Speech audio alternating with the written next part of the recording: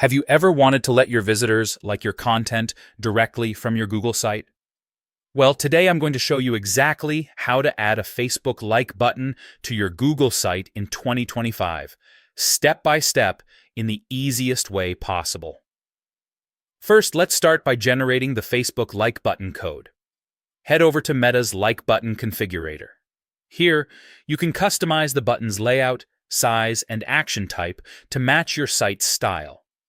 Once you've chosen your settings, click the Get Code button. You'll receive a snippet of HTML code. This is what makes the like button work. Now, here's the tricky part. Google Sites doesn't natively support Facebook like buttons. That means we need a workaround. One of the simplest methods is using a third-party embed tool like Elfsight. With Elfsight, you can create a widget that allows you to embed custom HTML into your Google site. Simply copy your like button code, paste it into the widget, and then embed that widget onto your desired page. Once you've done that, adjust the placement and size to make sure it fits perfectly with your content. And just like that, your visitors can now interact with your site and show their support directly via Facebook.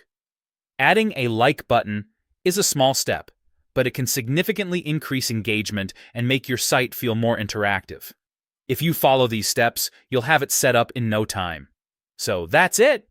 Now you know how to add a Facebook like button to your Google site in 2025, even with Google Sites limitations. Give it a try and watch your engagement grow.